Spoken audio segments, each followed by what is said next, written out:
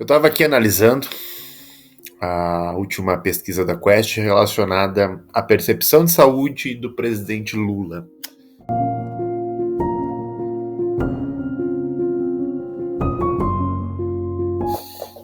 E aí eu trago aquela máxima que a gente tem na política: percepção é uma realidade. A pesquisa da Quest, da Genial Quest, ela acaba de mostrar uma realidade que quase metade dos brasileiros, ou seja, 49%, entendem ou têm uma preocupação com a saúde mental e física do presidente Lula. Metade do país não tem tranquilidade na continuidade ou na capacidade ou nas condições que o presidente Lula tem de seguir no cargo. Pior ainda, disputar uma eleição, ou uma reeleição no caso, né?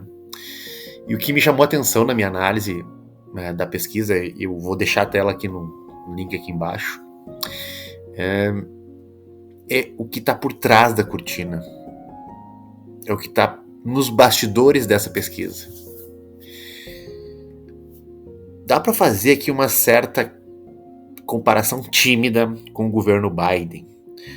Ou seja, o Brasil e o brasileiro está se perguntando quem está comandando de fato o Planalto.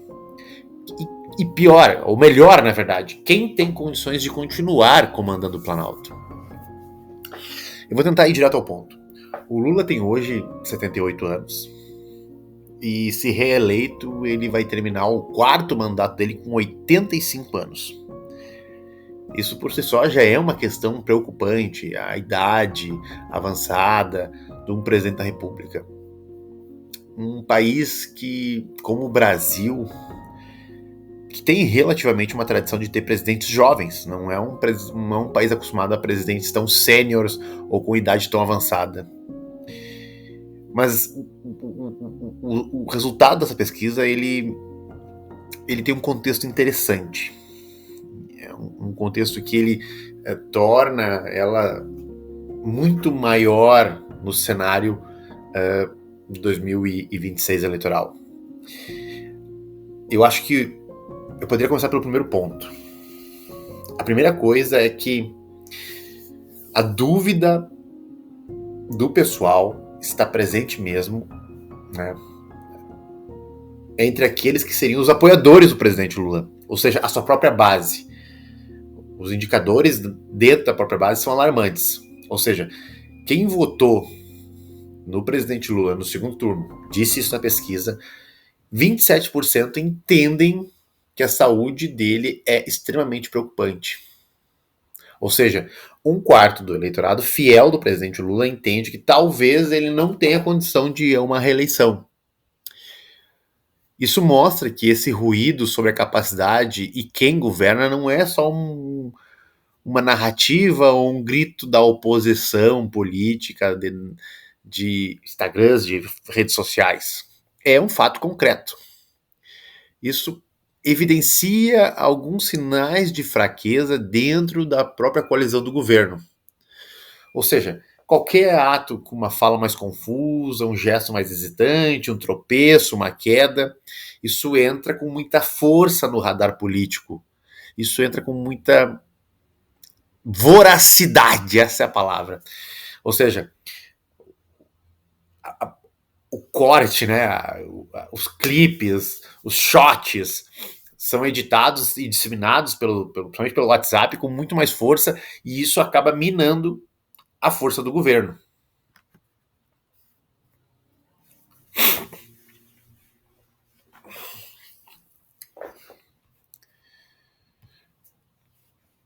Outro ponto que eu quero trazer aqui, e é muito interessante, que a pesquisa Quest conseguiu entrar em algumas pessoas que participaram eram beneficiários do Bolsa Família. Ou seja, um grupo que historicamente é uma base ligada ao PT, ao presidente Lula, e é quase como se fosse a espinha dorsal política eleitoral do lulismo no Brasil.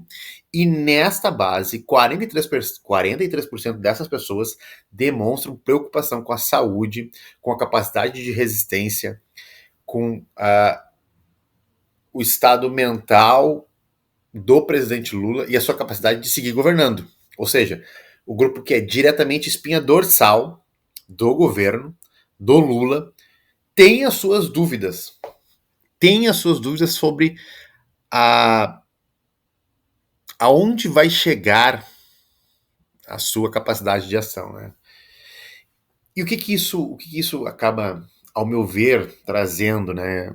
Eu fico aqui pensando, quem são os nomes que seriam plausíveis numa eventual falta do Lula?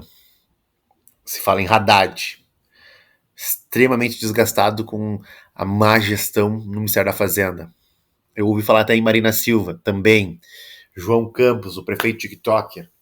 Ou seja, existe um certo vácuo se criando que essa pesquisa traz.